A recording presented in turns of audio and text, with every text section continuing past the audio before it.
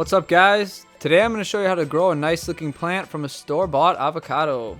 What you're going to need to get started is a razor blade, a few toothpicks, a knife, and then you're also going to need a small clear container. I'm going to use a glass jar in this case, but you can use a cup or anything that you can see into. Lastly, you're going to need an avocado. You can get one of these from Pick and Save or any local grocery store. Make sure you spin it twice for good luck and bushy growth. Just kidding, you don't have to spin it. But first we're going to take it and we're going to cut it open. You're going to want to press the knife in and just kind of follow your cut all the way around so that way it meets up on the other side. You don't have to push too far in. You don't really have to worry too much about actually damaging the seeds, so just kind of make a cut around the middle.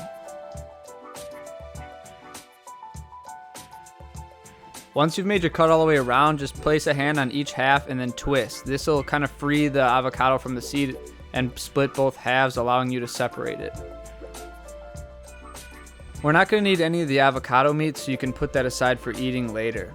Now, I've seen a lot of people actually pry the seed out of the avocado with a knife, but that's unnecessary and kind of unsafe. You can just take the half and squeeze it in your hand and it should pop the seed right out. Random word of advice in regards to avocado seeds, I would definitely start more than one of these because a lot of times they just fail to root or start. Once you've gotten the seed out and your avocado meat put away, you can take some paper towel and just kind of wipe away any excess avocado meat. I'm not even sure if it's called avocado meat, but whatever. Wipe it all off so that way the seed's no longer slippery because we're going to be peeling it later. Now we need to determine the top and bottom of the seed. As you can see here, there's a rough light patch. That's actually the bottom of the seed, and that's where the root's going to come out. The top is exactly opposite of the bottom. You're going to need to know this for later on. Now we're going to remove the brown skin from the seed. If you take a razor blade and make light pressured cuts, you can kind of get it started and use the razor blade to lightly scrape and get under the actual peel. Now a lot of people will just continue on and leave the skin on, but I found that that's the first thing that begins to mold, and even after when you plant it, it kind of causes issues where it grows mold on it, and it's just completely avoidable if you just remove the skin. It takes a little time, but I think it's worth it in the end. You also don't have to worry too much about damaging the seed because I've really hacked them up before and they've still sprouted. Sometimes too, if you let the skin dry out a little bit, it's a little easier to peel off. I'm doing it when it's a little wet just to save time. This is also why it's important to really get all the avocado meat off, just so it's not very slippery.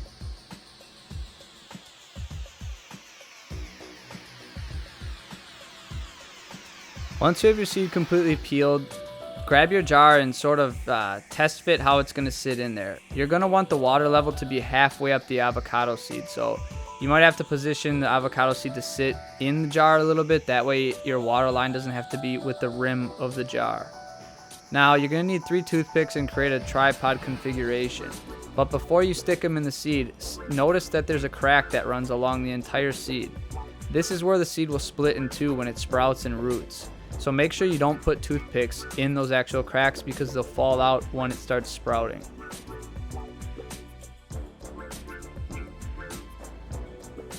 Once you have your toothpicks in, you can set it in the jar gently. Proceed to fill the jar up with water until it's halfway up the side of the avocado seed.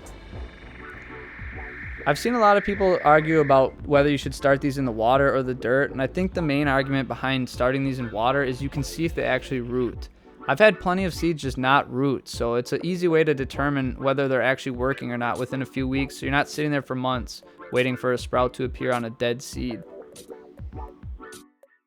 I usually cover mine lightly with foil just so the water doesn't evaporate so quickly in the very beginning. After a week or two, you should notice a root start to come out of the bottom and continue to grow.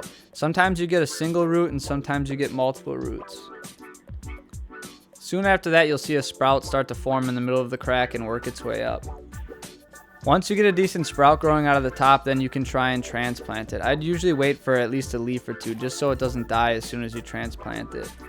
The plant you're seeing now is about 2 to 3 months old, and I actually put it under a $30 LED grow light from Amazon. I'll put a link in the description, but I think that's the key to really getting a nice healthy plant in the beginning, because most people put their sprout in a windowsill and it only gets a few hours of light a day and it kind of gets leggy and reachy.